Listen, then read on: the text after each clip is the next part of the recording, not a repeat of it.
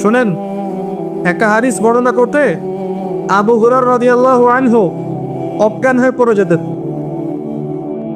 তাকে যখন হাদিসটা জিজ্ঞাসা করা হতো তিনি বলতে গিয়ে অজ্ঞান হয়ে পড়ে যেতেন। হাদিসটা হচ্ছে তিনটা ব্যক্তিকে দিয়ে আল্লাহ পাক জাহান্নাম উদ্বোধন করবেন। উদ্বোধন তো বোঝে, আমরা ওর সঙ্গে উদ্বোধন করি না, ফিতা কেটে পাখি উড়িয়ে করি না। তিন ব্যক্তিকে দিয়ে করবে। তার প্রথম ব্যক্তি হচ্ছে একজন শহীদ। কি নাম? আল্লাহ পাক তাকে ডাকবেন, ডেকে বলবেন যে তোমাকে এই নিয়ামত দিয়েছিলাম, স্বীকার করছো? সে বলবে হ্যাঁ স্বীকার করছি আল্লাহ। তুমি কি করেছো আমার জন্য বিনিময়ে? সে বলবে আমি পুরো জীবন তোমার জন্য দিয়ে দিয়েছি। আল্লাহ বলবেন কেদিব, মিথ্যা কথা বলছো, তুমি এই জন্যে জীবন দিয়েছ যে মানুষ তোমাকে অনেক বড় বীর বলবে। যাও আজকে জাহান্নামে, তুমি আমার জন্য জীবন দাও, আমার নিয়তে জীবন দাওনি তুমি। আরেকজনকে টাকা হবে, কি করেছো? আল্লাহ আমি অনেক সম্পদের মালিক ছিলাম, আমি অনেক দান খয়রাত করেছি। আল্লাহ বলুন কাযিব, মিথ্যা কথা বলছো, তুমি এই জন্য দান করেছো যাতে মানুষ তোমাকে বড় দানবীর বলে। তিন নম্বরে টাকা হবে একজন আলেম, দাড়ি টুপি। কি করেছো? জ্ঞান অর্জন করেছে আল্লাহ দিনের, অনেক বড় হাফেজ ছিলাম, কারি ছিলাম, আলেম ছিলাম, দিনের বহুত খেদমত করেছো। আল্লাহ বলবেন কাযিব, মিথ্যা বলছো, এই জন্য করেছো এই পরিশ্রম যাতে মানুষ তোমাকে বড় বক্তা, বড় আলেম, বড় দায়ী, বড় কারি, বড় হাফেজ, বড় মওলানা বুজুর্গ বলে। এই হাদিসটা বর্ণনা করতে গিয়ে আবু হুরায়রা রাদিয়াল্লাহু আনহু অজ্ঞান হয়ে পড়ে যেতেন। এই চেয়ারে যারা বসে থাকেন, ধর্মতাত্ত্বিক দায়িত্ব যারা নিয়েছে, তাদের ঝুঁকি সবচেয়ে বেশি। জানা অনুযায়ী আমল থাকতে হবে। আলেম সেই ব্যক্তি, প্রকৃত আলেম সেই ব্যক্তি যে ব্যক্তি যারা অনুযায়ী আমল করে থাকে। প্রচুর জানেন আমল নাই, এটাকে প্রকৃত আলেম বলা হয় না। জাহেলকে শুধু অজ্ঞমূর্খ জাহেল নয়, যে ব্যক্তি জাহেলিয়াতের কাজগুলো করে সে জাহেল। অজ্ঞতার কাজগুলো যে করে সে তো জাহেল, তাই না? ওই আয়ামে জাহিলিয়াতে যে কাজগুলো, এই কাজগুলো যারা করে ওদেরকে আমরা জাহেল বলবো না? ঠিক একইভাবে আলেম হতে হলেও আমল তো থাকতে হবে, জানানো যে আমল থাকতে হবে। আমি ভিতরের কথা বলতে চাই না, এতটুকু বলবো যে আমাদের যেমন চরিত্র, যেমন ব্যক্তিত্ব থাকা উচিত ছিল, আমরা মনে হয় সেটা রাখতে পারছি। যখন আমাদের মধ্যে দুনিয়ার প্রেম ঢুকে যাবে, দুনিয়ার প্রেম এবং আল্লাহ ছাড়া অন্যকে ভয় ঢুকে যাবে, তখন দেখবেন ইলম অর্জন করে আপনি হক কথা বলতে পারবেন। যদি এই উদ্দেশ্যে আমি এখানে বসে থাকি, এখানে বসলে আমাকে প্রতি মিনিটে মিনিটে হাজার হাজার টাকা দেওয়া হবে, এই বক্তব্যের একটা জাররা পরিমাণ তাসির আপনার কলিজার মধ্যে হবে না। আর যা চলছে একে অপরের নামে গীবত, সমালোচনা, তোহমত, হিংসা, রিয়া, শোডাউন, আইওয়াশ, এইগুলোতে দ্বীন ইসলামের প্রকৃত খেদমত হচ্ছে না। আপনি খেয়াল করে দেখবেন এমন এমন যারা বিজ্ঞ স্কলার, বিজ্ঞ আলেম, আল্লাহর খাস অনুগত বান্দা, তাদেরকে কখনো আপনি হয়তো ফেসবুকেও দেখেননি। যারা দেখবেন সেজদায় রাতের বেলা কাঁদছে, দিনের বেলা মাশাআল্লাহ দেখবেন ছাত্র তৈরি করছে, মানুষকে পড়াচ্ছে, আল্লাহর পথে মেহনত করছে, আপনি চিনেন না তাদেরকে, দেখেন না। এখন আমাদের মধ্যে ঢুকেছে কি সেলিব্রিটিজম, তাই না? একটা ছবি, একটা সেলফি, এটা করি এটা করি। এমনি কিন্তু বকা দেয়নি আপনাদেরকে, সব কথা এসে বকা দেয়নি, এমনি বকা দেয় না। প্রচণ্ড বিপদ বোধ করি আমরা। এগুলো মনের নূর নষ্ট করে, মনের মধ্যে অহংকার নিয়ে আসে, রিয়া নিয়ে আসে, এবং দিনের যে আধ্যাত্মিকত্ব আছে নষ্ট হয়ে যায়। এগুলো আলেম আমাদের শোভা পায় না। এই কাজগুলো করবেন না। যারা ওর যে আমল থাকতে হবে, দেশের ওয়াজ মাহফিলগুলোকে শিক্ষার মতো করে ব্যবহার করেন। একটা মাহফিল করবেন, এক ঘন্টা আলোচনা করবেন, একটা বিষয় সুন্দর করে উপস্থাপন করে জনগণকে বুঝান, কল্যাণ হবে ইনশাআল্লাহ। শুধু বসে বসে কেচ্ছা কাহিনী গাল গল্প করে হবে?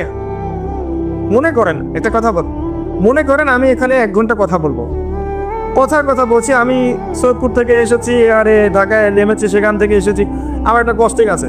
মনে করেন আমাকে কর্তৃপক্ষ 30,000 টাকা দিল, কথার কথা। তো প্রত্যেক 1 মিনিট 2 মিনিটের জন্য, প্রত্যেক 2 মিনিটের জন্য আমি পাচ্ছি এখানে 1000 টাকা। কথা বুঝতে পারছেন? আচ্ছা, তো এই 2 মিনিটের হক তো আমাকে আদায় করতে হবে নাকি? না এখানে আমি কেচ্ছা কাহিনী বলবো, গাল গল্প করবো? এখানে প্রতিটা মোমেন্ট আমার আমানত। যদি আমি আমানতটা খেয়ানত করি তা আল্লাহ পাক আমাকে ধরবে না? আমরা আমাদের আমানত রক্ষা করতে পারছি না। যারা পারছে তাদের সংখ্যা খুব কম। এবং দেখবেন দিন দিন ডে বাই ডে আপনি দেখবেন জমিন আস্তে আস্তে আস্তে আস্তে আলেম শূন্য হয়ে যাচ্ছে। এবং এইটা কিন্তু কিয়ামতের সাইন। আল্লাহ রাসূল সাল্লাল্লাহু আলাইহি ওয়াসাল্লাম বলেছেন, শেষ জামানায় আলেমদের সংখ্যা কমতে থাকবে, বক্তাদের সংখ্যা বাড়তে থাকবে এবং জাহেলদেরকে মানুষ আলেম মনে করবে, তাদের কাছে ফতোয়া জিজ্ঞাসা করবে, তারা মানুষকে বিভ্রান্ত করবে। লাস্ট অতএব বিজ্ঞ আলেম ওলামা যারা আছেন তাদের কাছে গিয়ে দিন শিখবেন। আমরা বড়জন আপনাকে সঠিক একটা দিক নির্দেশনা দিতে পারি, এটা হালাল, এটা হারাম, এটা করে, এটা করেন না, আল্লাহর দিকে চলেন, সুদ খায় না, যেগুলো মুহকামাত এগুলো আমরা বলতে পারি। কিন্তু মুতাশাবিহাত ব্যাখ্যার অবকাশ রাখে যেগুলো, সেগুলো আপনাদেরকে ওলামায়ে কেরামের সোহবতে গিয়ে শিখতে হবে। ইউটিউবিং করে, ফেসবুক করে, গুগল করে আপনি সব পাবেন না। আলেম ওলামার সোহবতে গিয়ে বলে থাকে। আর এই সিলেবাসের কথাটা বললাম, এই সিলেবাস পড়াশোনা করে। খুব ডিফিকাল্ট সময় চলছে এখন। এই যে অনলাইনের যুগ, ইহুদি খ্রিস্টানের মাধ্যমে এগুলো নিয়ে, ইহুদি খ্রিস্টানের প্ল্যাটফর্ম, এই প্ল্যাটফর্মগুলো ডেঞ্জারাস। একটা কথা বলবেন, দেখবেন কথার আগাও নাই, লেজও নাই, মাঝখানের অংশটুকু আছে, একটা সাম লাইন দেওয়া আছে যার সাথে বক্তব্যের আলোচনার কোনো মিল নাই, এবং পরিবক্তব্য দিয়ে দেখবেন তাকে বিতর্কিত করা হয়। এই করে করে অনেক আলেমকে খুঁজে করা হচ্ছে, এবং ওই আলেমদের জায়গা কিন্তু আপনারা পূরণ করতে পারবেন না। পারবেন না। আরেকটা বিষয় আছে সমস্যা আমাদের, অল্পতেই একজনকে মাথায় তুলে ফেলি, আবার খুব সামান্যতেই মাটিতে ছুঁড়ে ফেলে দিই। আমাদের জাতিগত সমস্যা আছে, আরো সমস্যা আছে। অতি উৎসাহ দেখাই, অতি আবেগ দেখাই। অতি আবেগ না, যখন আপনি কাউকে নিয়ে খুব বেশি মাতামাতি করবেন তখন তার দিকে মানুষের চোখ লাগবে, এবং ইসলামের দুশ্মনরা খুঁজে পেয়ে যাবে যে তাদের কাকে নিয়ে সমস্যা। আপনি তুলে ধরছেন যে একে নেন, একে নিলে আপনার সেফ। আপনি এত সম্পদ, মূল্যবান রক্তটাকে লুকিয়ে রাখতে পারলেন না, আপনি বরং সবার সামনে ওপেন করে দিলেন। আর ইসলামের যারা শত্রু তারা ওটাকে ছিনিয়ে নিয়ে চলে গেল। তো বেশি আবেগ, বেশি মাকামাতির প্রয়োজন নাই। কে আল্লাহর জন্য কি করছে আল্লাহ তো দেখছেন না? ইনশাল্লাহ দেখবেন আল্লাহ পাক যদি আমাদেরকে আল্লাহ যোগ্য মনে করেন, দেখবেন এই জেনারেশনের মাধ্যমে আল্লাহ পাক দ্বীনের খেদমত কবুল করবেন ইনশাআল্লাহ। যদি আমরা যোগ্য না হই, দেখবেন আল্লাহ আমাদেরকে সরিয়ে দিয়েছেন, দিয়ে অন্য কওমকে হেদায়েত দিয়ে এই জায়গায় নিয়ে আসবেন। আল্লাহ পাক এটা বলেছেন, ইস্তাবদিল কওমান গায়রাকুম, তোমরা দায়িত্ব পালন না করলে আল্লাহ পাক অন্য কওমকে হেদায়েত দিয়ে এই জায়গায় নিয়ে আসবেন। সুম্মা লা ইয়াকুনু আমসালাকুম, তারা তোমাদের মতো হবে না। আমাদের ছেলেরা, তার পরের ছেলেরা দেখবেন এমন একটা প্রজন্ম নিয়ে আসবে যারা ইলম অর্জন করবে, জানা অনুযায়ী আমল করবে, হালাল খাবে, হারাম খাবে না, আদর্শ পরিবার করবে, দিনের জন্য মেহনত করবে, আল্লাহর জমিন আল্লাহর দিন কায়েম করে ছাড়বে ইনশাআল্লাহ। আমরা যদি না পারি কোনো সমস্যা, নিজের উপর বার্ডেন করে দিবেন না। যতটুকু আল্লাহ পাক দিয়েছেন আপনাকে, মেধা, অর্থ সম্পদ, জ্ঞান, কথা বলার ক্ষমতা, লেখার ক্ষমতা, এইটাকে দিনের জন্য কাজে লাগে। পড়াশোনা করেন, প্রচুর পড়াশোনা করেন। এখনকার যুব সমাজের অন্যতম একটা সমস্যা হচ্ছে পড়তে চায় না। আমি এখানে 2 ঘন্টা আলোচনা করি, আমি জানি 2 ঘন্টা আপনারা এটা শুনবেন।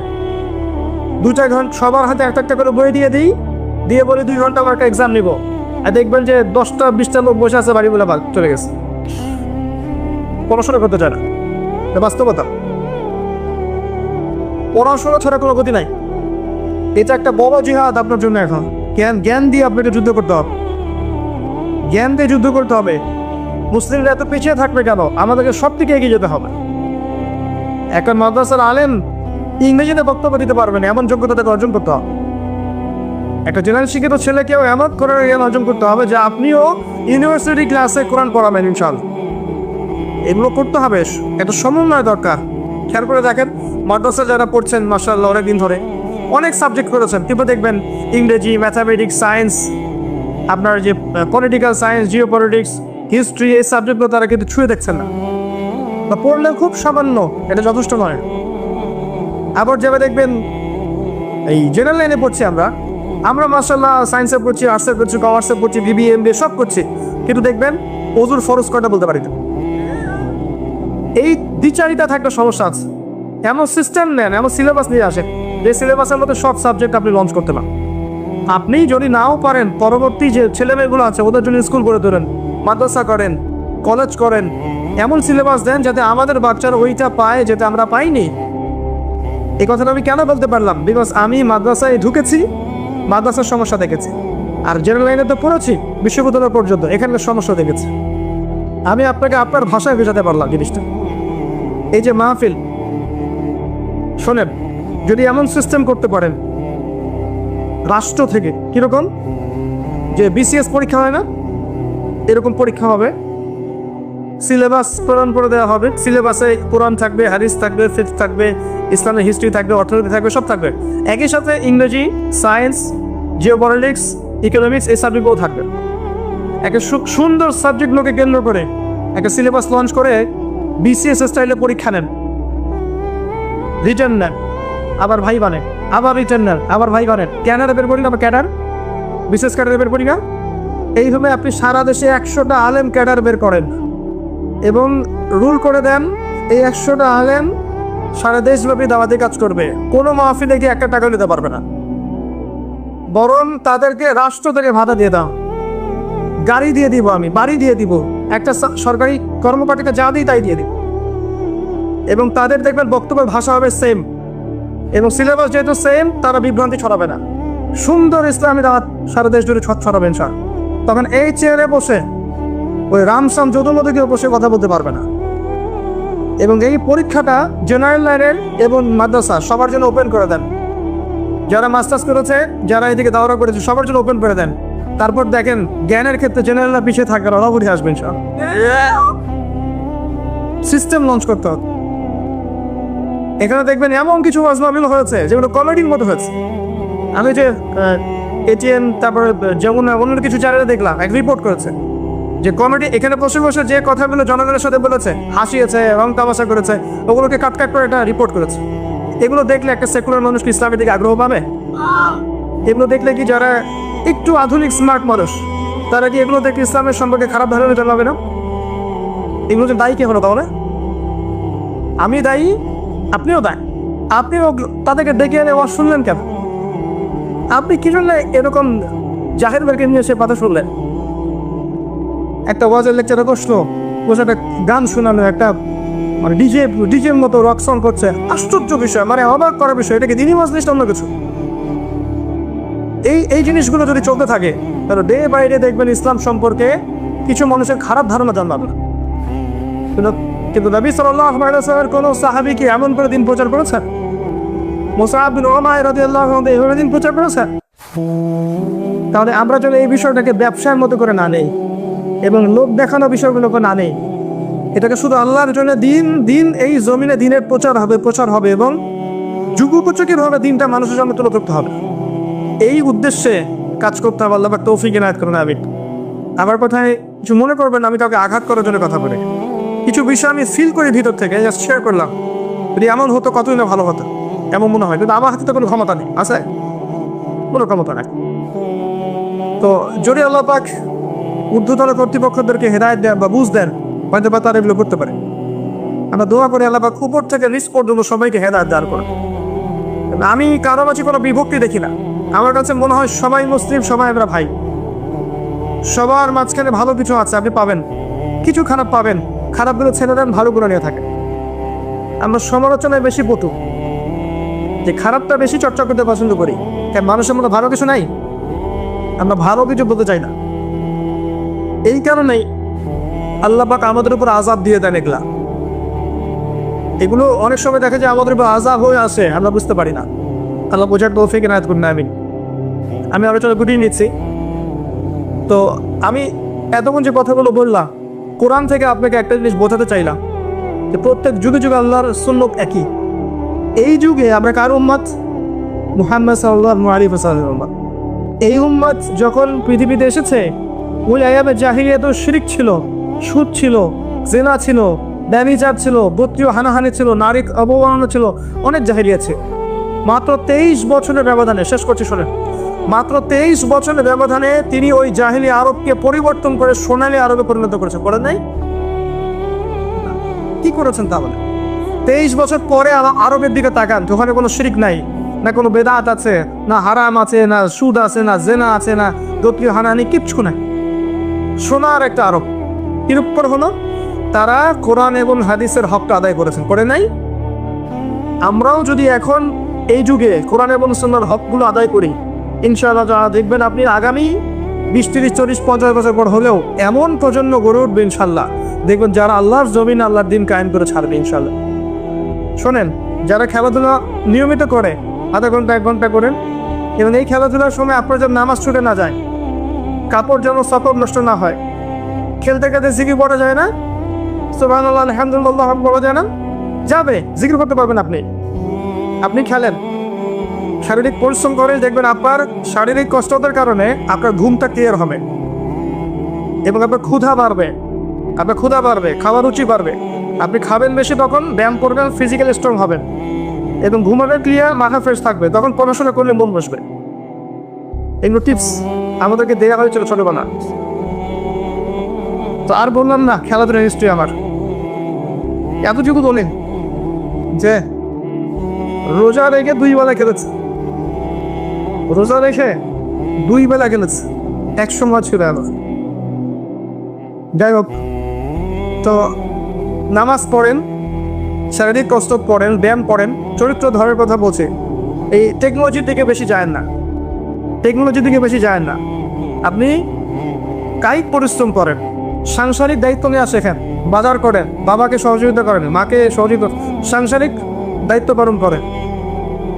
এরপর আপনি হালাল রিজিকের ব্যবস্থা করেন। যদি হালাল রিজিকের ব্যবস্থা হয়ে যায়, আপনি যদি প্রাপ্তবয়স্ক হয়ে থাকেন, বিয়ে করে ফেলেন, চরিত্র হেফাজত হবে। যুবকরা এখন মাদক খাচ্ছে, মাদকের ব্যাপক চলা, এগুলো কোরআন সুন্নাহর সাথে মিলছে? আপনি কি দিবেন?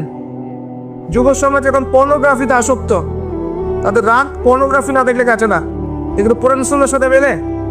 নিবেন আপনি? আপনার গার্লফ্রেন্ড আপনার কাছে মাসে 3, 4, 5 হাজার টাকা খরচ করায়, এটা কোরআন সুন্নাহর সাথে মেলে? নিবেন আপনি?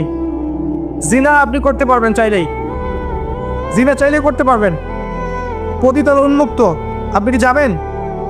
কোরআন সুন্নাহর সাথে মিলবে? ওয়াদা করেছেন আল্লাহর কাছে, আল্লাহ কোরআন এবং সুন্নাহর সাথে যা মেলে আমি সেগুলো নিব, যেগুলো মেলে না সেগুলো নিব না। এখন যদি কোরআন সুন্নাহ ফলো করার পরে আমি আপনাকে বলি যে আপনি একজন মৌলবাদী মানুষ, আপনি কি করবেন?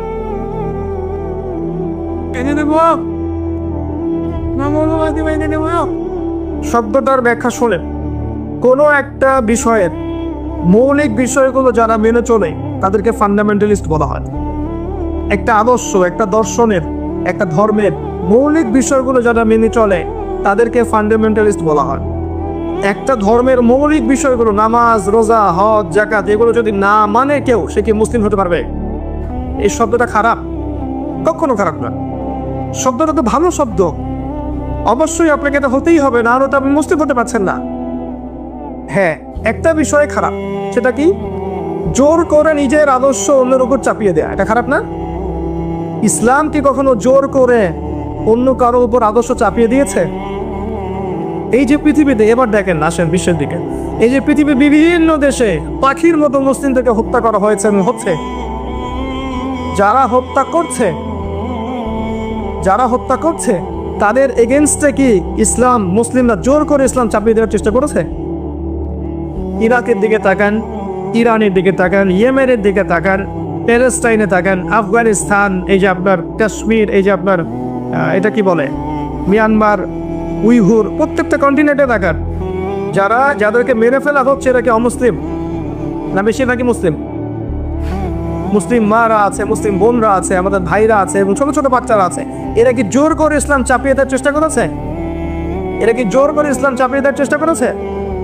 ইসলামের পুরো ইতিহাস পড়ে দেখেন, একদম আবু বকর সিদ্দিক রাদিয়াল্লাহু আনহুর যুগ থেকে ওমর, ওসমান, আলী রাদিয়াল্লাহু আনহুম, উমাইয়া খেলাফত, আব্বাসীয় খেলাফত, ফাতেমি খেলাফত, কর্ডোবার ইসলামী খেলাফত, এই যে মামলুক শাসন, মিশরের ফাতেমি খেলাফত, উসমানীয় খেলাফত, মুঘল, এই যে আফগান, প্রত্যেকটা কন্টিনেন্টের হিস্ট্রি পড়ে দেখেন, কেউ কি জোর করে ইসলাম চাপিয়ে দেওয়ার চেষ্টা করেছিল? ইসলাম কি তরবারির মাধ্যমে ছড়িয়েছে? কখনো না। ইসলামের সৌন্দর্য দেখে অনেক অমুসলিম ইসলাম কবুল করেছে, করে নাই? কিন্তু একটা রাষ্ট্র, মনে করেন বাংলাদেশ, এর সার্বভৌমত্বের দিকে যদি কেউ চোখ দেয়, বাঙালি কি চুপ করে বসে থাকবে কখনো? ঠিক সেভাবেই মদিনা রাষ্ট্রের সার্বভৌমত্বের দিকে যখন চোখ দিয়েছিল, রাসূল সাল্লাল্লাহু আলাইহি ওয়াসাল্লামকে বদরের যুদ্ধ করতে হয়েছে, করতে হয়নি? উহুদের যুদ্ধ করতে হয়েছে, খাইবারে যেতে হয়েছে, হুনাইনে যেতে হয়েছে। এটা একটা রাষ্ট্রের প্রতিরক্ষামূলক ব্যবস্থা। ওইটাকে যদি পশ্চিমারা এখন কালারিং করে দেখায় যে এর কারণে মুসলিমরা সন্ত্রাসী, ঠিক আছে কথাটা কি? পশ্চিম কারো ঠিক নাই। বরং তারা বিগত 100 বছরে এই বিশ্বে কোটি কোটি মানুষকে বোম মেরে হত্যা করেছে। ওদেরকে তো আমরা এই কথাগুলো বলতে পারি না। তো ইসলাম কখনো কারোর উপর জোর করে চাপিয়ে দেওয়া হয়নি। আল্লাহ পাক নিষেধ করেছেন লা ইকরাহা ফিদ্দিন, দ্বীনের মধ্যে কোনো বাড়াবাড়ি আছে? কদ তাবায়্যানা রুশদু মিনাল গায়, সত্য মিথ্যা আলাদা হয়ে গেছে, আলাদা হয়ে যায়নি।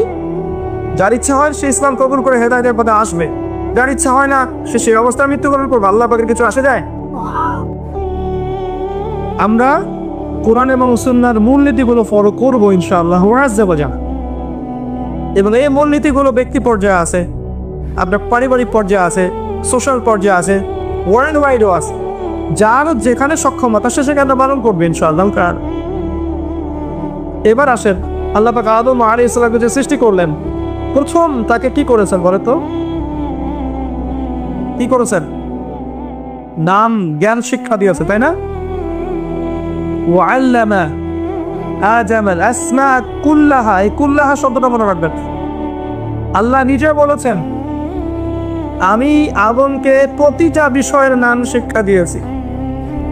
মহাবিশ্বের প্রতিটা বিষয়ের জ্ঞান আল্লাহ পাক আদম আলাইহিস সালামকে শিক্ষা দিয়েছেন। বলেন সুবহানাল্লাহ।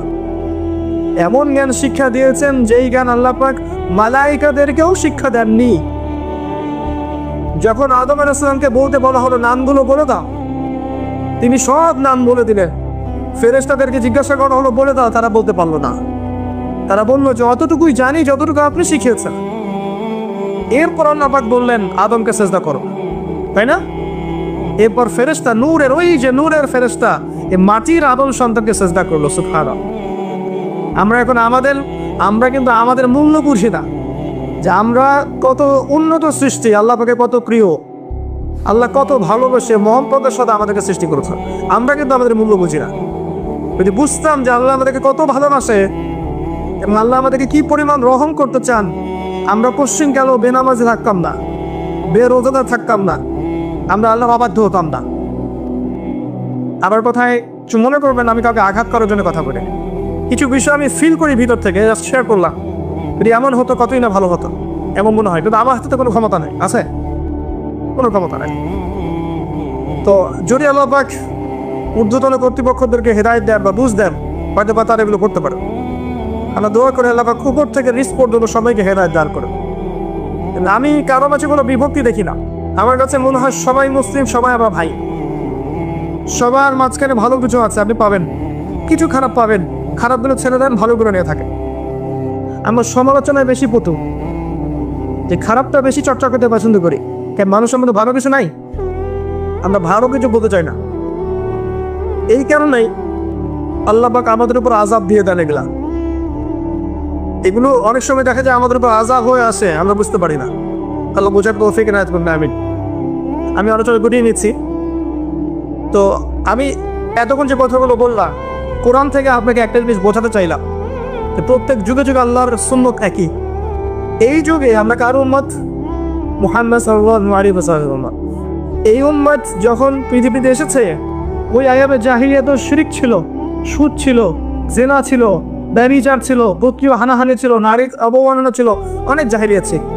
মাত্র 23 বছরের ব্যবধানে, শেষ করছি শোনেন, মাত্র 23 বছরের ব্যবধানে তিনি ওই জাহিলি আরবকে পরিবর্তন করে সোনালী আরবে পরিণত করেছেন। বলেন নাই?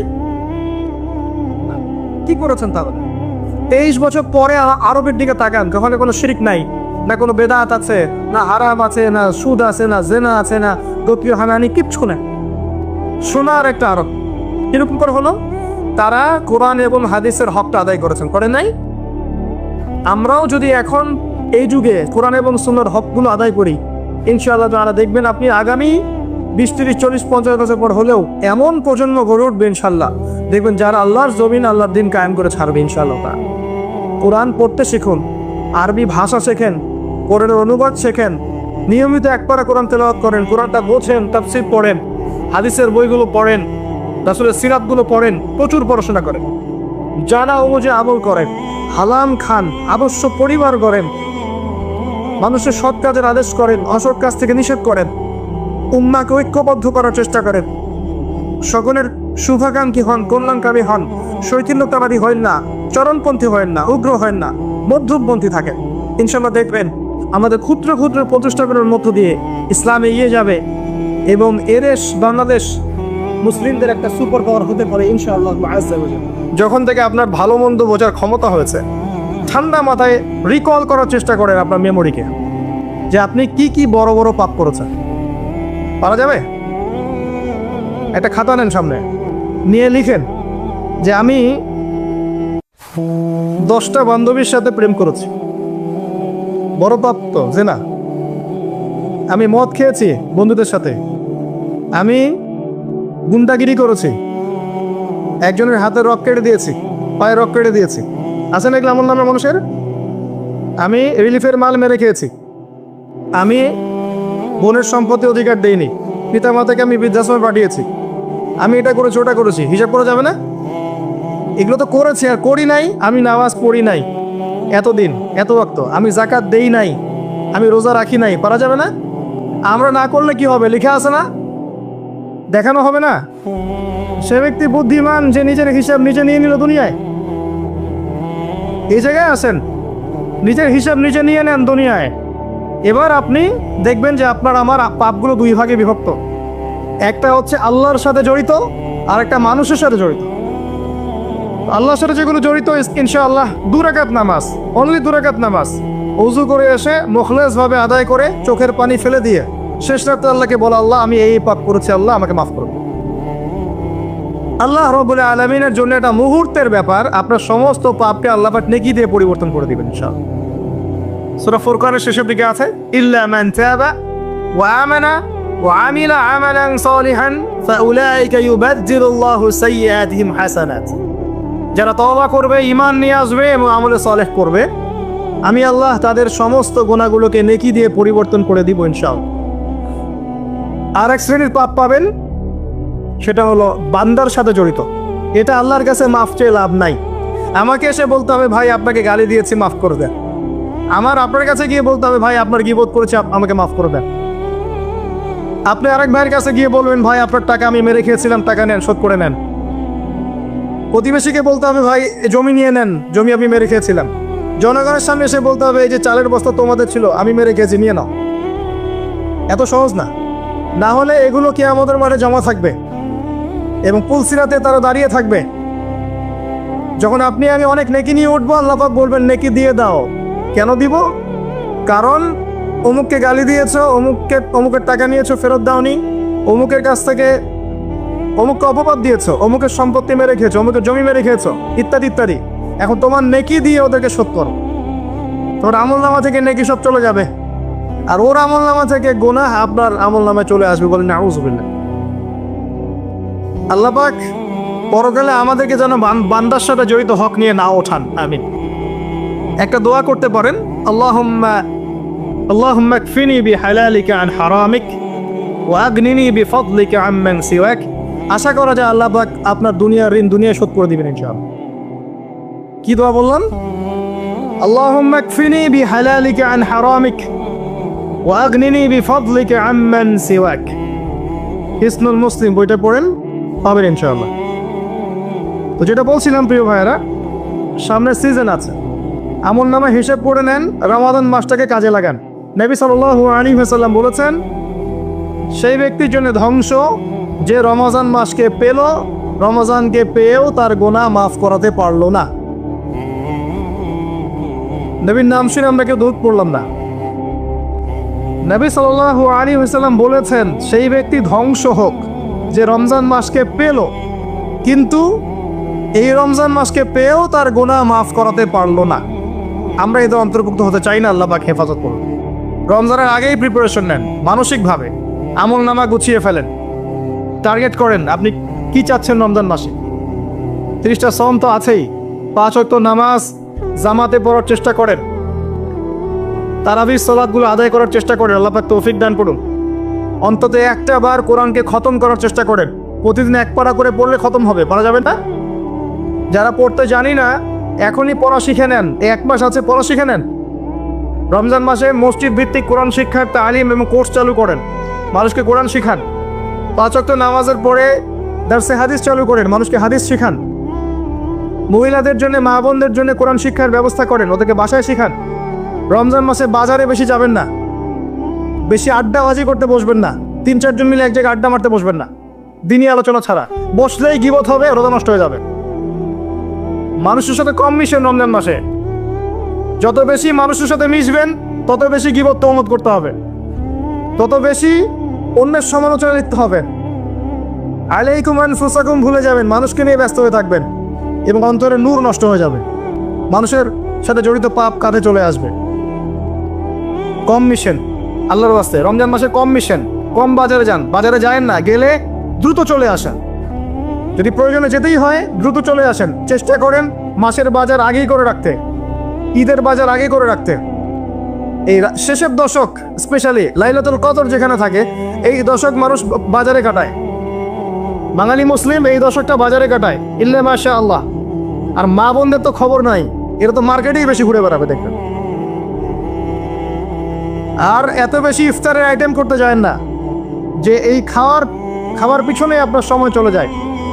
যদি সারাদিন রোজা রাখার পরে 10টা আইটেম নিয়ে বসে ইফতার করতে, আসলে রোজা আমাকে আত্মশুদ্ধি শেখাইলো না। সেহরিতে যদি 20টা আইটেম থাকে, মনে হয় এটা আমার জীবনের শেষ খাবার, খাইতে পারবো না, তাহলে সমস্যা। এই রোজা আমার কোনো আত্মশুদ্ধি করবে না। কথাগুলো খারাপ লাগতে পারে কিন্তু বাস্তব। আপনি রমজান মাসকে ফিকির করেন, রমজানের ফিকির করেন। এই রমজান মাসে জাকাতগুলো দিয়ে দেন। জাকাত দিবেন না, এলাকার না, দেশের অর্থনীতি সমৃদ্ধ হবে না। জাকাত, শুধু জাকাত দেন, অনলি জাকাত। দেখবেন ইকোনমিক সেকশনে দিন দিন উন্নতি করছি আমরা। জাকাত সবাই দিতে শুরু করেন, দেখবেন সমাজে একটা মানুষ খুঁজে পাবেন না যে না খেয়ে মারা যায়, ইনশাআল্লাহ তাআলা। আল্লাহ পাক এর মধ্যেই ইসলামিক ইকোনমিক্স রেখেছেন। ধনীর সম্পদে গরিবের হক। এটাতে করে সম্পদ ঘুরতে থাকবে হাত থেকে হাতে, হাত থেকে হাতে। এতে করে সবাই খেয়ে পরে বাঁচবে। যখন আপনি সুদে যাবেন তখন এক শ্রেণীর মানুষ খাবে, আর এক শ্রেণীর মানুষ দরিদ্রতার অতল তলে চলে যাবে। এটা বাস্তবতা। এটা দেশের ক্ষেত্রে না, বিশ্বের ক্ষেত্রেও দেখবেন বিশ্বের একটা শ্রেণী দিন দিন ধনী হচ্ছে, আর একটা শ্রেণী দিন দিন গরিব হচ্ছে। কারণ কি জানেন? রিবা, সুদ। রমজানের এই ফিকিরগুলো করেন। আল্লাহ পাক তৌফিক দান করুন যেন এই রমজানে আমরা আমাদের সমস্ত গুনাহগুলোকে মাফ করিয়ে নিতে পারি, আমিন। এবং বেশি বেশি সামর্থ্য থাকলে দিনের দাওয়াতি কাজ করেন। রমজান মাসে মানুষকে আল্লাহর দিকে ডাকে, আইওয়াশ করতে যায় না, শোডাউন করেন না, ভিতরে ভিতরে দাওয়াতি কাজ করেন দিনের জন্য, ইসলামের জন্য। আল্লাহর জমিন, আল্লাহর দিনটা যেন প্রতিষ্ঠিত হয়। এবং এতিমের ভরণ পোষণের দায়িত্ব নেন, বিধবার খোঁজ খবর নেন, অসহায় যারা বৃদ্ধ বৃদ্ধা আছে এদের পাশে দাঁড়ান, সাদাকাতুল ফিতরগুলো দিয়ে দেন। রমজান মাসে সবাই সাম্যের হাত বাড়ান, আল্লাহর ওয়াস্তে রমজানটাকে কাজে লাগান। কে জানে এরপরে রমজান নাও পেতে পারেন। আর বিশ্বে যা শুরু হয়েছে, কোন দিন যে বিশ্ব পারমাণবিক বোমার মধ্যে চলে যায় আল্লাহ ভালো জানেন, আল্লাহ ভালো জানেন। এটা সম্ভাবনা নাই এমন নয়, সমূহ সম্ভাবনা আছে, সমূহ সম্ভাবনা। দেখতে থাকেন কি হতে থাকে ফিউচার। এবার আসেন, আমি যে কথাগুলো বলছিলাম, জ্ঞান অর্জনের পরে আমল, এরপরে হচ্ছে আপনার আত্মশুদ্ধি। আত্মশুদ্ধির কয়েকটা মাধ্যম আমি বলে দেই। বেশি বেশি কোরআন তেলাওয়াত, বেশি বেশি আল্লাহর জিকির, বেশি বেশি মৌতের স্মরণ, বেশি বেশি পরকালের ফিকির করা যাবে ইনশাল্লাহ। এবং কম কম কথা বলা, কম কম খাওয়া, কম কম ঘুমানো, কম কম মানুষের সাথে মেশা পারা যাবে। এগুলো আত্মশুদ্ধির জন্য দরকার আছে। এবং আত্মশুদ্ধিওয়ালা মানুষদের সহবতে গিয়ে থাকা পারা যায়। আল্লাহ পাক তৌফিক দান করুন। এরপরে আসবেন বেসিক কাজে। আপনার ইকোনমি হালাল কিনা দেখেন। হারাম রিজিককে ঘরে ঢুকতে দিয়েন না, সুদকে ঢুকতে দিয়েন না। আল্লাহর ওয়াস্তে হাত জোর করে অনুরোধ করছি, সুদকে ঢুকতে দিয়েন না, ছেড়ে দেন। আল্লাহ আপনার রিজিকের দায়িত্ব নেবেন। ওয়ারযুকুহু মিন হাইসু লা ইয়াহতাসিব, এমন উৎস থেকে আল্লাহ আপনাকে রিজিক দিবেন আপনি কল্পনা করতে পারবেন না। আপনি মনে করেন না রিজিকের মালিক আপনি নিজেই, সুদ না খেলে আপনি রিজিক পাবেন না, এমনটা ভাবেন না। এটা ভাবার নাম হলো শিরক। এটা শোনেন, যখন আপনি মনে করছেন যে এটা ছাড়তে আমি পারবো না, যদি আমি ছেড়ে দেই আমার পরিবার চলবে না, আমি চলতে পারবো না, মানে আপনি মনে করছেন রিজিকের মালিক আপনি নিজেই। এটা শিরক। আল্লাহর উপর তাওয়াক্কুল করে ছেড়ে দিতে পারলে দেখবেন আল্লাহ আপনাকে বেহিসাব রিজিক দেবে ইনশাআল্লাহ। এটা আপনি কল্পনা করতে পারবেন না। মিন হাইসু লা ইয়াহতাসিব, আপনার কল্পনার বাহির থেকে আল্লাহ রিজিক দিবেন ইনশাআল্লাহ। আপনি কল্পনা করতে পারলে আয়াতটা ঠিক হবে না, আপনার কল্পনার বাহির থেকে রিজিক আসবে ইনশাআল্লাহ। এবং এটা হচ্ছে দিন দিন বহু মানুষ সুদ ছেড়ে দিচ্ছে আলহামদুলিল্লাহ, এবং হালাল ব্যবসা করছে, হালাল কিছু করার চেষ্টা করছে। আল্লাহ পাক ওদেরকে না খাইয়ে রাখেন নাই, বরং সুদখোরদের চেয়ে ভালো রেখেছেন আলহামদুলিল্লাহ। চেষ্টা করেন এরপরে বেসিক পরিবারের আদর্শ ঠিক করার জন্য। পরিবারে কালিমা থাকবে, কি থাকবে? লা ইলাহা ইল্লাল্লাহ, তাওহীদ থাকবে। পরিবারের সুন্নত থাকবে, পরিবারে তালিম থাকবে, পরিবারের মধ্যে পর্দা থাকবে। এবং এগুলো বাস্তবায়নের চেষ্টা আমরা করব। যদি এরপরে পরিবারবর্গ না শোনে, আপনি আসহাবুল কাহফ হয়ে যান। কথা বোঝা যায়? যদি বলতে বলতে বুঝাতে বুঝাতে দাওয়াত দিতে দিতে আপনি ক্লান্ত হয়ে যান, কিছুতেই মানুষ আপনার পরিবারবর্গ কথা না শোনে, সেপারেট পরিবার গঠন করে, আলাদা পরিবার করুন, একা থাকেন, সুসম্পর্ক বজায় রাখেন, যার যার হক তাকে তাকে দিয়ে দেন, কিন্তু আপনি আলাদা পরিবার গঠন করেন, নিজে একা থাকেন। আমরা অনেকে মনে করি যে আলাদা হয়ে যাওয়াটা খারাপ। আত্মীয়তার সম্পর্ক বজায় রেখে আলাদা ইসলামিক পরিবার গড়া সুন্নত। কথা কি বোঝাতে পারছি না? আত্মীয়তার সম্পর্ক বজায় থাকবে, যার যার হক তাকে তাকে আপনি দিবেন, দিয়ে আপনি স্বতন্ত্র আদর্শ ইসলামিক পরিবার গড়বেন, এটা সুন্নত। কারণ একটা বড় পরিবার যেখানে আপনি দিন পালন করতে পারছেন না, পর্দা নাই, হালাল রিজিক নাই, আপনার আত্মনির্ভরশীলতা নাই, আপনার মতামতের কোনো মূল্য নাই, ইসলাম আপনি পালন করতে চান, বাধা দেওয়া হয়, আপনি আলাদা হয়ে যান, আলাদা স্বতন্ত্র পরিবার গঠন করেন দিনের জন্য, এবং আদর্শ স্ত্রীকে বিয়ে করেন, আদর্শ সন্তান মানুষ করেন। দেখবেন আগামীতে ইনশাল্লাহ পরিবারটা ভালো ফলাফল বয়ে আনবে ইনশাল্লাহ। কিছু করার নাই, ইসলামের জন্য আমাকে স্বার্থপর হতে হবে। ইসলামের জন্য স্বার্থপরতার সুযোগ আছে। যখন দাওয়াত দিতে দিতে বোঝাতে বোঝাতে মানুষ একবারে ক্লান্ত হয়ে যায়, তখন নূহ আলাইহিস সালাম পর্যন্ত বলেছেন, রব্বি আন্নী মাগলুবুন ফান্তাসির, আল্লাহ আমি পরাজিত হয়ে গেছি, আমাকে সাহায্য করো। আল্লাহ পাক প্লাবন নামিয়ে দিয়ে সবাইকে ধ্বংস করে দিয়েছে। লূত আলাইহিস সালাম শেষমেশ তার স্ত্রীকে ছেড়ে চলে গেলেন। নূহ আলাইহিস সালাম তার সন্তানকে রেখে চলে গেলেন। মুহাম্মদ সাল্লাল্লাহু আলাইহি ওয়াসাল্লাম তার চাচাদেরকে রেখেই চলে গেলেন মদিনায়, হিজরত করলেন। চাচার ইসলাম কবুল করলো না। আবু লাহাব করেছে? করে নাই। ইভেন আবু তালেব, যিনি দীর্ঘদিন নবী সাল্লাল্লাহু আলাইহি ওয়াসাল্লামকে সাপোর্ট দিয়েছেন, সর্বশেষে গিয়ে কালিমা পড়তে বলেছেন নবী সাল্লাল্লাহু আলাইহি ওয়াসাল্লাম, তিনি কালিমা পড়েন নাই, বলেছেন আমি আব্দুল মুত্তালিবের ধর্মের উপরেই থাকলাম। কি হলো তাহলে? ইচ্ছা করে কাউকে হেদায়েত দেওয়া যায়? আল্লাহর পক্ষ থেকে হেদায়েত আসে। আসহাবুল কাহফ সমাজে টিকতে পারলেন না, গুহায় চলে গেলেন। আল্লাহ 309 বছর ঘুম পাড়িয়ে রাখলেন, আবার জীবিত করলেন। তারা কি জান্নাতি নন?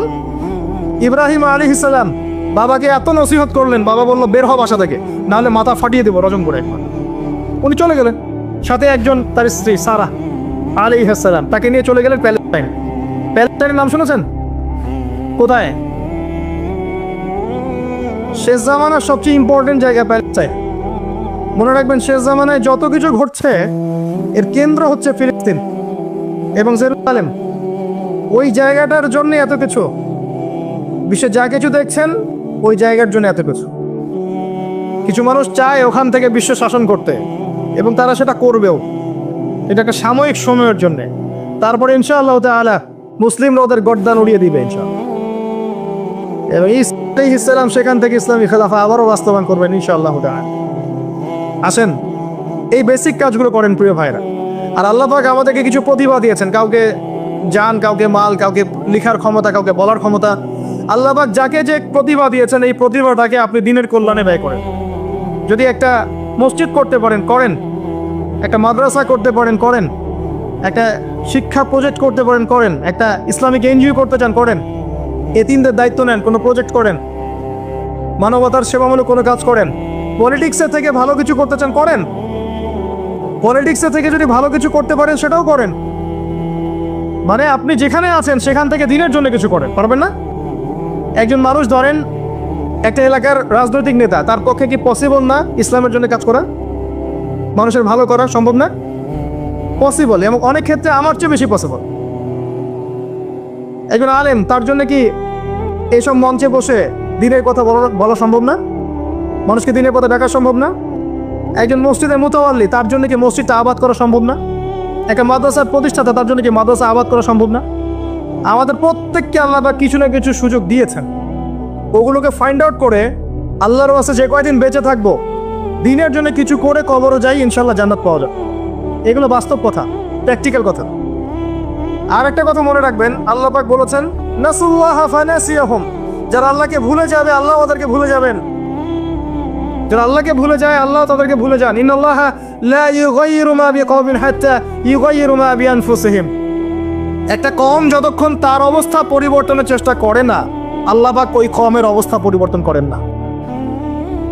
ইন তানসুরুল্লাহা ইয়ানসুরকুম ওয়া ইউসাব্বিত আকদামাকুম, তোমরা যদি আল্লাহর দ্বীনকে সাহায্য করো তবেই আল্লাহ তোমাদেরকে সাহায্য করবে, তোমাদের পদযুগল দৃঢ় রাখবে। আমি আমার মত শোনেন, তোমরা যদি আল্লাহর দ্বীনকে সাহায্য করো তবেই আল্লাহ তোমাদেরকে সাহায্য করবে। এমনি এমনি সাহায্য আসবে না,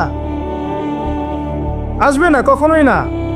এভাবে ঘাপটি মেরে বসে থাকলে আর সবাই খারাপ হয়ে গেছে আমি ভালো, নিজে বাঁচলে বাপের নাম, অথবা সমাজটা পচে গেছে এখন আর কিছু করা যাবে না, এইসব চিন্তা করে যারা কম্বল দিয়ে মুড়ি দিয়ে শুয়ে থাকবে তারাও ধ্বংস হয়ে যাবে এক সময়। ধ্বংস হওয়ার সময় ওরাও বাদ থাকবে না, ওরাও ধ্বংস হয়ে যাবে। তো আল্লাহর দ্বীনকে সাহায্য করেন, যার যতটুকু ক্ষমতা আছে, প্রতিভা আছে, আল্লাহ পাক সামর্থ্য দিয়েছেন। আল্লাহ পাক একটা সুসংবাদ দিয়েছেন, ইয়া আইয়ুহাল্লাযীনা আমানু, হে মুমিনগণ, ওয়ালা তাহিনু ওয়ালা তাহজানু, তোমরা হীনবল হয়ো না, দুশ্চিন্তাগ্রস্ত হয়ো না। ওয়া আনতুম লা আলাউনা, তোমরাই বিজয়ী হবে ইনশাআল্লাহ। ইন কুনতুম মুমিনিন, যদি প্রকৃত অর্থে তোমরা মুমিন হয়ে থাকো, যদি তোমরা প্রকৃত অর্থে মুমিন হয়ে থাকো তোমরাই বিজয়ী হবে ইনশাআল্লাহ। হীনবল হয়ো না, দুশ্চিন্তাগ্রস্ত হয়ো না। আল্লাহ পাক আরো আয়াতে বলেছেন, তোমরা কি ভেবেছো এমনি এমনি জান্নাতে চলে যাবে? যতক্ষণ না আল্লাহ পাক তোমাদেরকে পরীক্ষা করছেন, যতক্ষণ আল্লাহ পাক দেখে নিচ্ছেন কে তোমাদের মধ্যে সবর করনেওয়ালা আর প্রচেষ্টা চালানেওয়ালা, তোমরা কি ভেবেছো এমনি এমনি জান্নাতে চলে যাবে? সেগুলো হচ্ছে বাস্তব কথা। এবার আসেন, এখন আমরা যে পরিস্থিতির মধ্যে আছি এখান থেকে পুরোপুরি উত্তরণ সম্ভব না, ফুল স্টপ। যা দেখছেন ফিতনা ফাসাদ, যা দেখছেন ব্যক্তিগত জীবনে, পারিবারিক জীবনে, সোশ্যালি, ইকোনমিক্যালি, জিওপলিটিক্যালি, এই ফিতনা ফাসাদগুলো থেকে পুরোপুরি রিকভার করা এখন সম্ভব না। এবং এটা আইএমএ জাহিলিয়াতে, সেই জাহিলিয়াতগুলো তো হার মানাচ্ছে দিন দিন। এখানে নবী সাল্লাল্লাহু আলাইহি ওয়াসাল্লামের সিরাত বা জীবনী এটা ঘেটে দেখবেন তিনি কিভাবে সমাজ সংস্কার করেছেন, ওটাই পথ পদ্ধতি, এর বাইরে কোনো পথ নাই। আর একটা দিন যাবে আর আপনার কাছে মনে হবে গতকালটা আজকের দিনের চেয়ে ভালো ছিল। যত দিন যাবে আলামাতুস-সাআহ, আখিরুজ-জামানের সাইনগুলো আরো প্রকাশিত হতে থাকবে। মানুষ মারা যাবে, মানুষ বেশি বেশি মরবে, মহামারীতে হোক, হত্যাকাণ্ডে হোক, যুদ্ধে হোক, মানুষ মরবে বেশি বেশি সামনে। উলামায়ে কেরামের সংখ্যা কমতে থাকবে, জাহেলদের সংখ্যা বাড়বে। যত দিন যাবে আল্লাহর প্রাকৃতিক গজবগুলো বাড়বে, ভূমিকম্প বলেন, মহামারী বলেন, জলোচ্ছ্বাস বলেন, ভূমিধস বলেন, আকৃতি পরিবর্তন বলেন, এগুলো বাড়বে। যত দিন যাবে হালাল রিজিক সংকীর্ণ হবে, জিনা বাড়বে, মাদক বাড়বে, মানুষ জিনা করবে হালাল মনে করে, মাদক খাবে হালাল মনে করে। যত দিন যাবে মেয়েদের সংখ্যা বাড়বে, পুরুষরা কমতে থাকবে, এবং ছেলেরা মেয়ের পোশাক পরে ঘুরবে, মেয়েরা ছেলের পোশাক পরে ঘুরবে। যত দিন যাবে ফাংশনাল জায়গাগুলোতে মেয়েরা চলে আসবে, ছেলেরা পিছিয়ে পড়বে। যতদিন যাবে যুদ্ধ বিগ্রহ বাড়বে, এবং সামনের যুদ্ধগুলো প্রথম ওয়ার্ল্ড ওয়ার, সেকেন্ড ওয়ার্ল্ড ওয়ারকে হার মানাবে। ওগুলো কিছুই নাই সামনে, ম্যাসাকার হয়ে যাবে পৃথিবী, ম্যাসাকার। একটা কান্ট্রি অস্ট্রিয়া হাঙ্গেরি, সেখানে রাজপুত্রকে গুলি করা হয়েছে তার স্ত্রী সহ। এই ইস্যুটাকে কেন্দ্র করে সে তার পার্শ্ববর্তী দেশটাকে আক্রমণ করলো 2 সপ্তাহ পরে। এখন পার্শ্ববর্তী দেশের বন্ধু রাষ্ট্র ছিল রাশিয়া, সে বললো যে আমার বন্ধুকে আক্রমণ করা হলে আমি চুপ থাকবো না। আর অস্ট্রিয়া হাঙ্গেরি বললো আমি আমার বন্ধুকে ডেকে নিয়ে আসছি। তাহলে কে তোমার বন্ধু? জার্মানিকে ডেকে আনা হলো, জার্মানি যুদ্ধে ঝাঁপিয়ে পড়লো অস্ট্রিয়া হাঙ্গেরির জন্য। রাশিয়া এদিক থেকে জার্মানিকে আক্রমণ করছে, জার্মানি এদিক থেকে ডিফেন্ড করছে। এদিকে অস্ট্রিয়া হাঙ্গেরি তার প্রতিবেশীকে আক্রমণ করছে। এবার ফ্রান্স বলল যে রাশিয়া আমার বন্ধু, আমি জার্মানিকে ছাড়বো না। তখন ফ্রান্স যুদ্ধে চাপ দিল, সে জার্মানির এগেইনস্টে যুদ্ধ করলো। ম্যাসাকার অবস্থা, এমন যুদ্ধ যে একদিনে 17,000 মানুষ মারা গেছে, কয়েক ঘন্টার মধ্যে 17,000 মানুষ শেষ, এমন হয়েছে। এবং পানি পথে, আকাশ পথে, সব পথেই হয়েছে। এবার ব্রিটেন বলছে, ব্রিটেন যে ফ্রান্স আমার বন্ধু, আমিও চুপ থাকবো না, সেও যুদ্ধে চলে আসলো। কি ইস্যুটা ছিল? ওই যে রাজপুত্রকে গুলি করে হত্যা করেছে 1914 সালের সামার গ্রীষ্মকালে। এই একটা ইস্যু থেকে আস্তে আস্তে একটা একটা করে দেশ হতে হতে হতে হতে আমেরিকা পর্যন্ত ইনভলভ হয়েছে, এবং 5 থেকে 6 বছরের ব্যবধানে কয়েক কোটি মানুষ মারা গেছে, কয়েক কোটি। এগুলো হিস্ট্রি পড়েন। সামান্য ইস্যু নিয়ে বিশ্বে কি হতে পারে আপনার কল্পনাও নাই। সিরিয়ার ইস্যুটা দেখবেন, সামান্য ইস্যু ছিল, আস্তে আস্তে আস্তে আস্তে 10টা 12টা 15টা রাষ্ট্র ইনভলভ হয়ে গেল, মানুষ মরে শেষ, রেফিউজি, ম্যাসাকার অবস্থা। বিশ্ব এদিকে যাচ্ছে আস্তে আস্তে, চিরদিন এমন অবস্থা থাকবে না। নিজের আখের গোছান, নিজের আকিদা ঠিক করেন, আমল ঠিক করেন, পরকালের প্রস্তুতি নেন, হিসেব কিতাব চুকিয়ে দেন, হালাল খান, পরিবার গঠন করেন, পর্দা কায়েম করেন, দিনের জন্য কিছু করেন। সময় নাই হাতে আমাদের, ব্যক্তিগত কাজগুলো বেশি বেশি করে করেন, ওইদিকে দেখার সময় নাই, ওগুলো দেখে আপনি কিছু করতে পারবেন না, কারণ হাত বন্ধ। এই যুগে যারা মুসলিমদের, মুমিনদের, নরনারীদের গা থেকে পোশাক খুলে ফেলতে চায়, এরা কার এজেন্ট বলেন? বুঝতে পারছেন এবার? এই যে নগ্নতা, অশ্লীলতার যে আন্দোলন চলছে, হ্যাঁ, 1000 বছরের সংস্কৃতি, আমরা মা দেখেছি ব্লাউজ পরতো না, নাউজুবিল্লাহ, এই সেই, হ্যাঁ আমরা এরকমই পোশাক পরবো। ছোট হতে হতে হতে হতে এখন এক পর্যায়ে দেখবেন বিকিনি পরে ঘুরবে কদিন পরে, দেখবেন। বিশ্বাস করছেন না এই কথাটা? দেখবেন ইনশাল্লাহ, আল্লাহ না করুক, তবে হবে, এটা আমি জানি, বিকজ হাদিস আমি পড়েছি। শেষ জামানায় এরকম নগ্নতা, অশ্লীলতা, বেহায়াপনা বাড়তেই থাকে। এবং এমন একটা সময় আসবে যে মানুষ রাস্তাঘাটে জেনা করবেই। ওই যুগের সবচেয়ে ভালো ব্যক্তি হবে সে, যে তাকে গিয়ে বলবে, বাবা তুমি এইখানে জেনা করছো ভালো, একটু দেওয়ালের পিছনে যেতে পারলা না, সে হবে ওই জামানার ভালো ব্যক্তি। আপনি হাদিসটা বিশ্বাস করলেন না? আমি নিজে হাদিস পড়েছি যে রাস্তাঘাটে মানুষ জেনা করবে। তো এই যে নগ্নতা, অশ্লীলতার যে সংস্কৃতি চলছে না, এই কাপড় খুলে ফেলার যে ট্রেন্ড এবং রেভলিউশনের দিকে মানুষ যাচ্ছে এখন, মেয়েরা স্পেশালি, এরা নিঃসন্দেহে মানুষ শয়তান, নিঃসন্দেহে। কারণ ওই যে শয়তান আমাদের পিতামাতার কাপড় খুলে ফেলেছিল, এরা তার এজেন্ট। এরা আমার বোনের গা থেকে কাপড় খুলতে চায়, এরা আপনার স্ত্রীর গা থেকে কাপড় খুলতে চায়, এরা আপনার মায়ের গা থেকে কাপড় খুলতে চায়, এবং বলতে চায় এটা স্বাধীনতা। আরে বোকা মানুষ, এই পৃথিবীতে মানুষ স্বাধীন নয়, এই পৃথিবীতে কোনো মানুষই স্বাধীন নয়। মানুষ কিভাবে স্বাধীন হতে পারে? এখানে পৃথিবীতে যতদিন থাকবে মানুষ আল্লাহর দাসত্বের মধ্যে থাকবে। যে মানুষ নিজেকে স্বাধীন মনে করে সে শয়তানের তাবেদারি করে। এই পৃথিবীতে কোনো মানুষই স্বতন্ত্র স্বাধীন নয়, বরং আল্লাহ পাকের দাসত্বের অধীনে সে পরাধীন।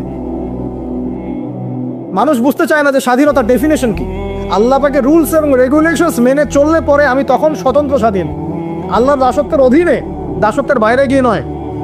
আর আল্লাহ পাকের দাসত্বের 5 পয়সা পরোয়া না করে নিজেকে যদি স্বাধীন মনে করে, সে তো শয়তানের চেলা। কথা কি বুঝতে পারছেন? আসেন, এই যে আমাদের পিতামাতাকে ওখান থেকে নামিয়ে দেওয়া হলো, তারা দুজন কিন্তু এই পৃথিবীতে যে কষ্টের জীবন তারা কিন্তু একসাথে অতিবাহিত করেছেন, করেন নাই? তো এই যে কষ্ট, দুঃখ, একসাথে পথ চলা, স্বামী স্ত্রীর এই যে একটা বন্ধন, মায়াবী একটা হৃদ্যতার বন্ধন, এটাই হচ্ছে পরিবারের ভিত্তি।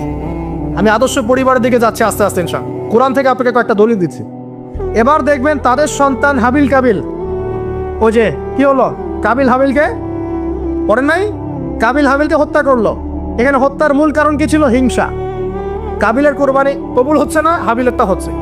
তার মানে বুঝলাম পৃথিবীতে ফাসাদ ছড়িয়ে পড়বে, পরিবারে ফাসাদ ছড়িয়ে পড়বে, তার অন্যতম একটা কারণ হচ্ছে ঈর্ষা বা হিংসা। আসলে ঈর্ষা হিংসা এক জিনিস নয়, এখানে মূল কারণ হচ্ছে হিংসা। তো আমাদের পরিবার জান্নাতের টুকরা হবে ইনশাআল্লাহ যদি স্বামী স্ত্রীর মধ্যে হিংসা না থাকে, পরিবারের সদস্যদের মধ্যে পরশ্রী কাতরতা না থাকে। একটু মনোযোগ দেন। তারপরে সামনে যান, ওই যে নূহ আলাইহিস সালামের নাম শুনেছেন? আচ্ছা, কত বছর দাওয়াত দিয়েছেন বলেন? এই তো মাশাআল্লাহ 950 বছর। 950 বছর দাওয়াত দেওয়ার পর 40 বা 80টা পরিবার ইসলাম কবুল করেছে। বাকিরা আল্লাহ পাকের গজবে ডুবে গেছে। এখন ডুবে যাওয়ার মধ্যে কি তার ছেলেও ছিল না? নূহ আলাইহিস সালাম আল্লাহকে বলছেন, আল্লাহ ইন্নাহু মিন আহলি, সে আমার পরিবারের একজন, তাকে হেফাজত করে বাঁচাও, আল্লাহ মাফ করে দাও। আল্লাহ পাক বলছেন লাইসা মিন আহলিক, সে তোমার পরিবারের কেউ না। এখান থেকে আরেকটা দলিল দেই, লুত, কমে লুতের নাম শুনেছেন? ওটা সমকামী, ছেলে ছেলে বিয়ে করে, যেটা এখন ছড়িয়ে পড়ছে দিন দিন। প্রতি 10 জনের মধ্যে নাকি একজন এখন মনে করে যে ছেলে ছেলে বিয়ে করা যায়, নাউজুবিল্লাহ। এবং এর এই সভ্যতাটা ধারক বাহক হচ্ছে পশ্চিমারা। ওখানে অনেক আগেই এগুলো চালু হয়ে গেছে। আমেরিকাতে তো চালু আছেই, ব্রিটেনে আছে, কানাডায় আছে, অস্ট্রেলিয়া আছে, আমাদের ভারতেও আছে। আর দিন দিন এখন এটাই যে আমাদের সাবকন্টিনেন্ট বাংলাদেশ এখানেও ঢুকে পড়েছে, এবং এদের সংগঠন আছে, এদের পতাকা আছে, পতাকার মধ্যে রংধনুর সাইন আছে। হ্যাঁ, এরা এখন বাক স্বাধীনতার কথা বলে। তো ছেলে ছেলে কিন্তু মেয়ে মেয়েও যে বিয়ে করে এটা কোরআনে পাই না। তো এখন দেখছি মেয়ে মেয়েও বিয়ে করে। কথা কি বিশ্বাস করছেন না? মেয়ে মেয়ে পর্যন্ত বিয়ে করে। তারপরে আরো দেখেছি ইদানিং যে লিভ টুগেদার চলছে বাংলাদেশে। এখন বিয়ের দরকার নেই, একসাথে থাকবেন, বিয়ের দরকার নেই, মানে আপনি একজন বান্ধবী একসাথে চলবেন স্বামী স্ত্রীর মতো, এটা লিভ টুগেদার। বলবে যে উন্নত সভ্যতার এগিয়ে গেছে, আমরা পিছিয়ে থাকবো কেন? শোনো, তোমরা আগাচ্ছ ঠিকই, তোমরা আগাচ্ছ কোন দিকে জানো? তোমরা আগাচ্ছ জাহান্নামের দিকে।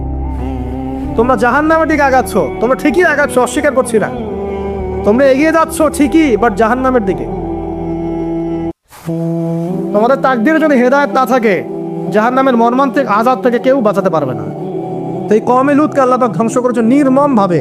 ফেরেশতাদের পাখা দিয়ে পুরো জাতিটাকে তুলে, ওই যে কওমে লূত, জর্ডান, ডেড সি, ওই জায়গাটা, উপর থেকে পাথর বর্ষণ করে রজম করে উল্টা দিকে আবার দফন করে দেওয়া হয়েছে। এই কওমে লূতের নবীর নাম ছিলেন লূত আলাইহিস সালাম, ঠিক আছে? তার স্ত্রী পর্যন্ত কিন্তু ঈমান আনেন নাই, ঠিক নূহ আলাইহিস সালামের স্ত্রীর মতোই। নূহ আলাইহিস সালামের সন্তান স্ত্রী ঈমান আনে নাই, লূত আলাইহিস সালামের স্ত্রী ঈমান আনেন নাই। এবার এখান থেকে আমাদের পারিবারিক হেদায়েতটা কি বলেন? আপনি যদি একজন আলেমের সন্তানও হন, আপনি যদি একজন মুহাদ্দিস, মুফাসসির, মুফতিরও সন্তান হন, নিজে যদি তাকওয়া ঈমান অর্জন করতে ব্যর্থ হন, আপনার বংশ, আপনার পরিচয়, আপনার জাতীয়তাবাদ, আপনার রক্ত, বর্ণ কোনো কিছুই আপনাকে জাহান্নামের আগুন থেকে বাঁচাতে পারবে না। এই জন্য নবী সাল্লাল্লাহু আলাইহি ওয়াসাল্লাম তার কলিজার টুকরা মেয়ে ফাতিমা রাদিয়াল্লাহু আনহাকে বলছেন, হে ফাতিমা, দুনিয়াতে আমার কাছে যা চাওয়ার তুমি চেয়ে নাও, পরকালে আমি তোমার কিন্তু কোনো হেল্প করতে পারবো না। কিন্তু আমরা জানি নবী সাল্লাল্লাহু আলাইহি ওয়াসাল্লাম সবার জন্য আমভাবে সুপারিশ করবেন। তিনি তার স্ত্রী আয়েশা রাদিয়াল্লাহু আনহাকে কাঁদতে দেখে বলছেন, হে আয়েশা, কি জন্য কাঁদছো? আয়েশা রাদিয়াল্লাহু আনহা বলছেন, আল্লাহর আযাবের ভয়ে কাঁদছি হে ইয়া রাসূলুল্লাহ। নবী সাল্লাল্লাহু আলাইহি ওয়াসাল্লাম বলছেন, আয়েশা, 3টা জায়গা থাকবে কিয়ামতের মাঠে যখন আমিও তোমাকে চিনতে পারবো না, তুমিও আমাকে চিনতে পারবে না। এক, যখন আমলনামা ছুড়ে দেওয়া হবে, ইকরা কিতাবাক ওয়া কাফা বিনাফসিকা আল-ইয়াওমা আলাইকা হাসিবা, কেউ কাউকে চিনবে না, সবাই ইয়া নাফসি ইয়া নাফসি। একটা হচ্ছে পুলসিরাত পার হওয়ার সময় কেউ কাউকে চিনবে না, ইয়া নাফসি। আরেকটা হচ্ছে যখন আমলনামা ওজন করা হবে মিজান, কেউ কাউকে চিনবে না। এখন যাদেরকে আপনার আপন মনে হচ্ছে না, আমি একটা কথা তো অনেক দিন বলেছি যে আল্লাহ সুবহানাহু ওয়া তাআলা ছাড়া ইহকাল পরকালে আমাদের প্রকৃত আপন কেউই না। কথা বুঝতে পারছেন না? না, সময় হোক বুঝতে পারবেন। এই যে যাদের কথা চিন্তা করে আপনি দুর্নীতি করছেন, ঘুষ খাচ্ছেন, সুদ খাচ্ছেন, এরা আপনাকে চিনবে না মরার পরেই। আপনি মারা যাবেন, এরা আপনাকে চিনবে না পরকালে। তখন যদি আপনি বলেন, হে আল্লাহ, আমি ওদের স্বার্থে সুদ খেয়েছি, পরিবার দেখাশোনা করার জন্য ঘুষ নিয়েছি, দুর্নীতি করেছি, ওরা উল্টা বলবে যে আল্লাহ, একে তো আমি নিতে বলি নাই, ওকে তো আমি নিতে বলি নাই, ওর হিসাব ও দিবে, আমি এসবের মধ্যে নাই। আপনার স্ত্রী আপনাকে কথা বলবে, ইয়াউমা ইয়াফিরুল মারউ মিন আখি, ভাই ভাই থেকে দৌড় দিয়ে পালাবে ওই দিন। উম্মিহি ওয়া আবি, তার মা বাপ থেকে পালাবে। ওয়া সাহিবাতিহি ওয়া বানি, এই যে স্ত্রী সন্তান, এগুলো থেকে পালাবে মানুষ। লিকুল্লি ইমরিইন মিনহুম ইয়াউমাইযিন শা'নু ইউগনি, প্রত্যেক সত্তা সেই দিন নিজেকে নিয়ে ব্যস্ত থাকবে। তো এখান থেকে শিক্ষা দেখেন যে পরিবার আদর্শ হবে যখন পরিবারের প্রত্যেকটা মানুষ নিজেকে নিয়ে ভাববে যে আমি কতটুকু ইমানদার হয়েছি। আমি কার সন্তান সেটা বড় কথা নয়, আমি কতটুকু ইমানদার হতে পেরেছি, কতটুকু মুত্তাকি হতে পেরেছি, আল্লাহওয়ালা হতে পারলাম, এটা মূল কথা। ফেরাউনের স্ত্রী আসিয়া, ফেরাউনের আন্ডার থেকেও সে মুমিনা হয়েছে, হয় নাই? ফেরাউন যে বড় কাফের, এই কারণে কি তার স্ত্রী শাস্তি পাবে? পাবে না। বরং আমাদের নবীজি মেরাজের রাতে গিয়ে দেখেছেন এবং গন্ধ পেয়েছেন, সুঘ্রাণ ছড়াচ্ছে একটা জায়গা থেকে। তখন জিবরাইল আলাইহিস সালাম জিজ্ঞাসা করলেন যে এখানে এত সুন্দর ঘ্রাণ কোত্থেকে আসছে? জিবরাইল আলাইহিস সালাম বললেন, এটা হচ্ছে ফেরাউনের স্ত্রী আসিয়ার ওই ঘর যেটা আল্লাহ পাক তার জন্য জান্নাতে মানে বানিয়েছেন, ওইখান থেকে এই সুঘ্রাণ আসছে। সুবহানাল্লাহ। তার মানে এখানে আমরা শিখলাম নিজের চরকায় তেল দিতে হবে, নিজে আমাকে নামাজ পড়তে হবে, নিজেকে আমল করতে হবে, নিজেকে দিনের জন্য কিছু করতে হবে, নিজেকে পর্দা করতে হবে, পরিবারের সদস্যদের দিকে তাকাবার এখন সময়, আগে নিজে। না হলে নবী পরিবারের সদস্য হয়েও দেখেন জাহান্নামে মানুষ যাচ্ছে। এবার সামনে যায় চলেন। ইব্রাহিম আলাইহিস সালাম নাম শুনেছেন? আচ্ছা, তার বাবা কি করতেন?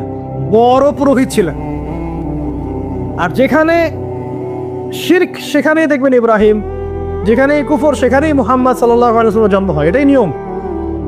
তো সেখানে আল্লাহ পাক জন্ম দিলেন ইব্রাহিম আলাইহিস সালামকে, যিনি তার পিতাকে নসিহত করছেন, আব্বা তুমি কেন লিমা তা'বুদু, তুমি কেন এমন এক সত্তার ইবাদত করো, মা লা ইয়াসমাউ, যে শুনতেও পারে না, ওয়ালা ইউবসিরু, সে দেখতেও পারে না, ওয়ালা ইউগনি আনকা শাইআ, সে তোমার কোনো উপকারও করতে পারে না, ক্ষতিও করতে পারে না।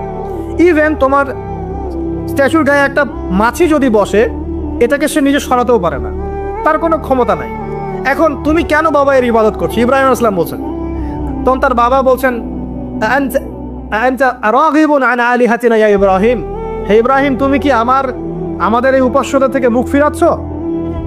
যদি তুমি ফিরে না আসো তাহলে আমি তোমাকে বাসা থেকে বের করে দিব, তোমার মাথা পাথর দিয়ে মেরে ফাটিয়ে ফেলবো। তো ইব্রাহিম আলাইহিস সালাম তর্ক করলেন না, বললেন সালামুন আলাইক, আপনার উপর শান্তি বর্ষিত হোক। এই বলে তিনি বাসা থেকে বের হয়ে গেলেন। খেয়াল করে দেখেন, যুবক ছেলে ইব্রাহিম, সে তার পিতাকে দাওয়াত দিল, তার পিতা একজন বড় শিরকের কারিগর, যে তার দাওয়াত কবুল করলো না। কিন্তু ইব্রাহিম আলাইহিস সালাম কিন্তু মিথ্যার সাথে সত্যের আপোষ করলেন না। তিনি প্রয়োজনে একা চলে গেলেন বাড়ি থেকে, তারপরেও আল্লাহর আনুগত্য ছাড়লেন না। পরিবারের হেদায়েত এখানে নাই, আছে। আরো সামনে যান, ইব্রাহিম আলাইহিস সালামের একজন স্ত্রীর নাম কি? হাজারা, আরেকজনের নাম কি? সারা। সারা আলাইহিস সালাম থাকেন ওই যে শামে, প্যালেস্টাইন, আর হাজারা আলাইহিস সালামকে রেখে আসা হয়েছে কোথায়? মক্কায়, এই যে এখানে জামজাম কূপ তৈরি হলো। এখানে হাজারা আলাইহিস সালামকে রেখে যাওয়ার সময় তিনি বলছেন যে আমাদেরকে এই জনমানব শূন্য জায়গায় কেন রেখে যাচ্ছেন? ইব্রাহিম চুপ করে আছেন, আবার জিজ্ঞাসা করছেন, আবার চুপ করে আছেন। এবার তিনি বলছেন হাজারা আলাইহিস সালাম, যে আপনি কি আল্লাহর আদেশেই কাজ করছেন? তখন ইব্রাহিম আলাইহিস সালাম বলছেন হ্যাঁ, মাথাটা খালি নাড়লেন, হ্যাঁ নাম। তখন তার স্ত্রী বলছেন, তাহলে আল্লাহ পাক আমাদেরকে ধ্বংস করবেন না ইনশাআল্লাহ। খাবার নাই, পানিও নাই, কিছুই নাই, আল্লাহর প্রতি তাওয়াক্কুলটা দেখেন। এবার দেখেন ওই স্ত্রীর গর্ভ থেকে একজন সন্তান হলো, তার নাম কি? ইসমাইল। এবার এই সন্তানকে তার বাবা বলছেন অনেক বছর পরে, ইয়া বুনাই, হে আমার সন্তান, ইন্নী আরা ফিল মানামি আন্নী আযবাহুক, আমি স্বপ্নে দেখেছি আমি তোমাকে জবাই করছি। ফানজুর মাযা তারা, তুমি একটু তোমার রায়টা জানাও, তোমার কি মতামত? ওই তাওয়াক্কুলকারিনী নারীর গর্ভ থেকে জন্ম নেওয়া এই ইসমাইল, তিনি বলছেন, ইয়া আবাতি, হে আমার বাবা, ইফআল মা তুমার, আপনি তাই করেন যা আল্লাহ আপনাকে আদেশ করেছেন। সাতাজিদুনি ইনশাআল্লাহু মিনাস সাবিরিন, ইনশাআল্লাহ আপনি আমাকে সবরকারী পাবেন। এই বাচ্চার বয়স হবে বড়জোর 10 থেকে 15, নাকি কম সম হবে আর কি। তো এই প্রজন্মের আমাদের জেনারেশনকে দেখেন না, আমি গতকালকে গুগল সার্চ করে দেখেছি যে বাংলাদেশের 11 থেকে 19 বছর বয়সী যে বাচ্চারা আছে, কিশোর, এরা এখন সবচেয়ে বেশি পর্ন দেখে, সবচেয়ে বেশি। এবং কলেজ পড়ুয়াদের, স্কুল কলেজ পড়ুয়ার মধ্যে 77%ই পর্ন দেখে। এবং ইন টোটাল হিসাব করে দেখা যায় বাংলাদেশে 92% মানুষ পর্ন আসক্ত, মানে পর্ন আসক্ত না হলেও পর্ন দেখে। তো ওই যে কিশোর ইসমাইলের চেতনা দেখেন, আর আমাদের এই যুব সমাজের চেতনা দেখেন।